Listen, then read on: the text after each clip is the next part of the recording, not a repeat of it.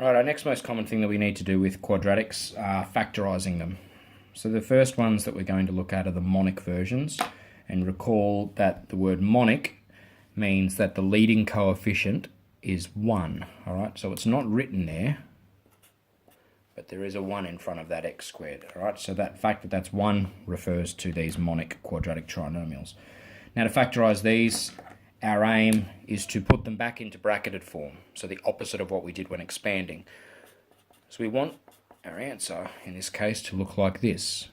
That's very simple. The rule is we need to figure out which two numbers we need to place in these brackets, and we obtain those from these numbers, the 21 and the 10. Now, we need two numbers that multiply to give 21, and they need to add to give positive 10. Alright, so by trial and error, going through the factors of 21, we can come up with 3 and 7, 3 sevens. Just check. 3 times 7, it does equal 21, which is what we want it to equal, which is good.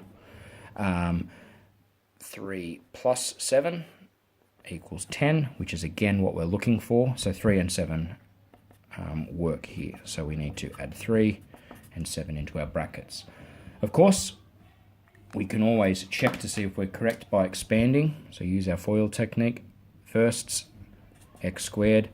Outsides, 7 and x gives us 7x. Insides, 3 and x, 3x.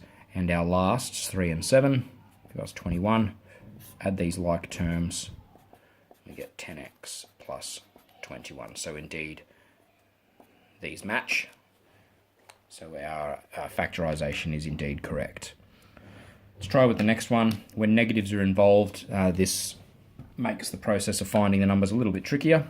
All right, whenever negatives are involved, just slow down, take a little bit more care. So again, we need to put these into the following form. We just need to fill these gaps here with two numbers that multiply to give negative 18 and add to give negative 3. Now, the fact that this constant term here is negative must imply the fact that if two numbers are going to multiply to give a negative number, then one must be positive and one must be negative. So let's try, for example, 3 and negative 6. All right, do these two multiply to give negative 18? They do. 3 plus negative 6, all right, which is effectively 3 take away 6, gives us negative 3. So those two numbers check out here, and that's what we're going to fill our brackets with. Positive 3, negative 6. Let's expand just to check that we are correct. Firsts, x squared. Lasts, minus 6x. Sorry, outsides. Insides, 3 and x, 3x. And our lasts, 3 and negative 6, negative 18. Like terms, x squared, minus 3x, minus 18. So again, they match. So we all good.